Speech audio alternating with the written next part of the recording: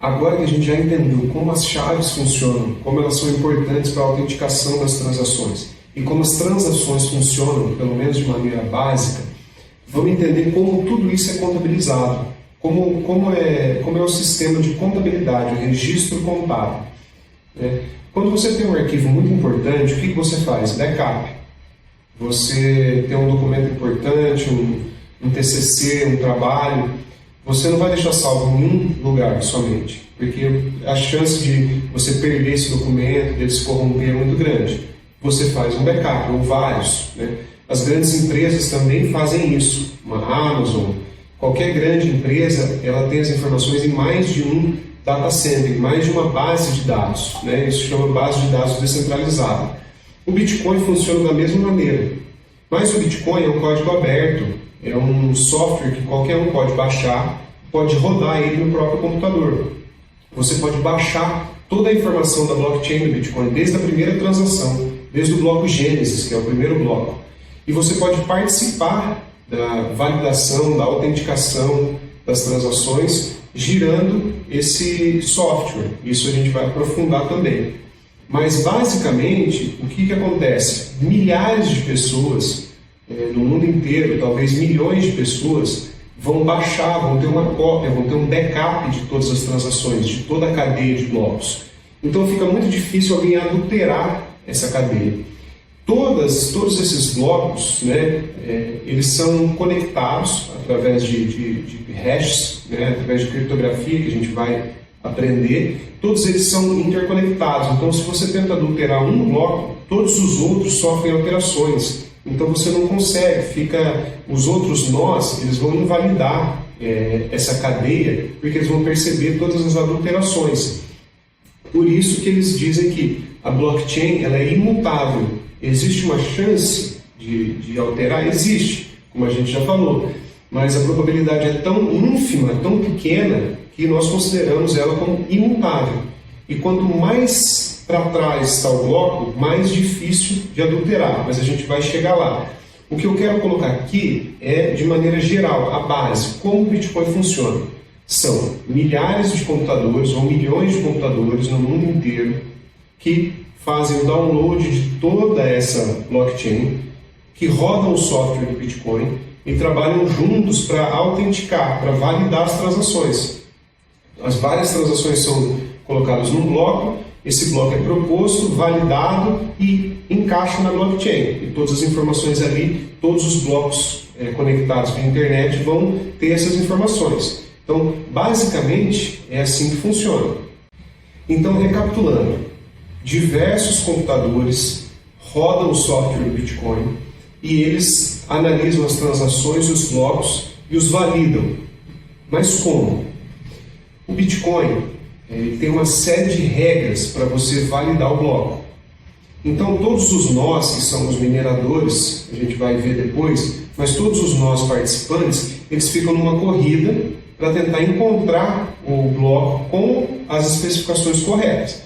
Quando alguém consegue, ele propõe para o resto da rede, propõe o bloco, o resto da rede percebe que aquelas informações são válidas e fala, ok, o bloco vale, vamos adicioná-lo à sequência ali, a blockchain. É assim que funciona. O nome disso, o nome que é dado a isso é consenso. Por que é importante você gravar esse nome, consenso? Cada protocolo, cada criptomoeda, cada projeto tem um tipo de consenso. Isso é definido. Isso foi definido pelo Satoshi Nakamoto. O Bitcoin, o protocolo do Bitcoin foi definido, são definições ali para o bloco, para a validação. Isso pode mudar, cada um faz um consenso diferente, são vários tipos de consenso. Então é importante você entender que o nome dado a isso é consenso. Quais são as especificações que a rede vai adotar para aprovar um bloco ou invalidar um bloco? Existe um problema, existe uma preocupação que eu vou adiantar no curso e vou explicar essa preocupação agora para você entender como o Bitcoin foi feito. Existe um ataque que chama Sibyl Attack. Como funciona? Se você permite que cada endereço tenha um voto para dizer se o bloco é válido ou inválido, o que pode acontecer? Alguém pode propor um bloco inválido, a maioria dos participantes identificaria como inválido e não aprovaria, certo?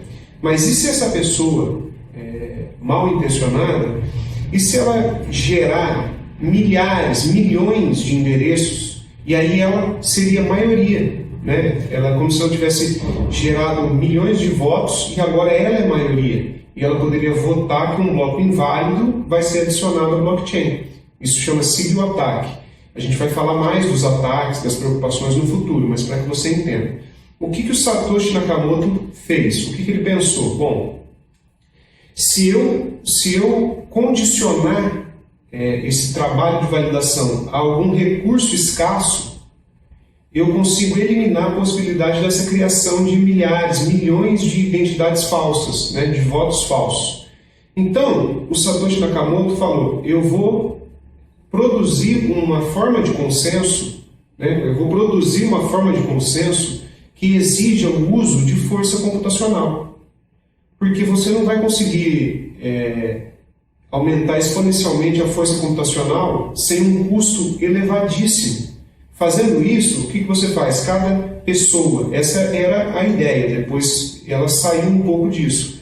Cada pessoa tem um computador, você precisa usar o computador para votar. Uma pessoa com um computador não consegue produzir 1 milhão de identidades falsas, de votos, porque nós vamos precisar da força computacional do computador para votar, né? No Bitcoin, como é que isso funciona? De maneira simples.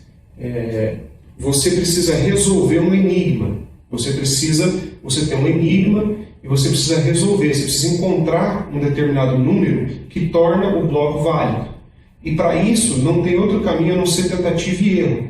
Então você precisa de um computador girando ali milhares, milhões, bilhões de opções por segundo, de números diferentes, até conseguir encontrar um número que torne o bloco válido. Nós vamos aprofundar nisso mais para frente, mas só para que você entenda de maneira geral. Então, nós precisamos ter uma forma de consenso, nós precisamos que a comunidade entre em consenso sobre os blocos e as transações, quais são válidas e quais não são válidas, né?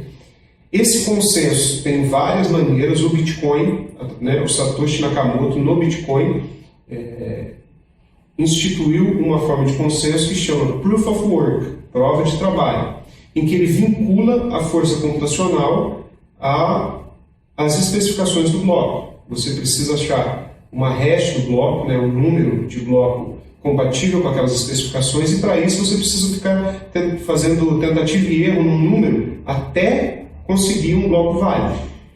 Então, para ter um entendimento geral, é assim que funciona. Tem a parte das transações, da identidade, do registro contábil e o consenso, que é o que traz tudo, que une tudo.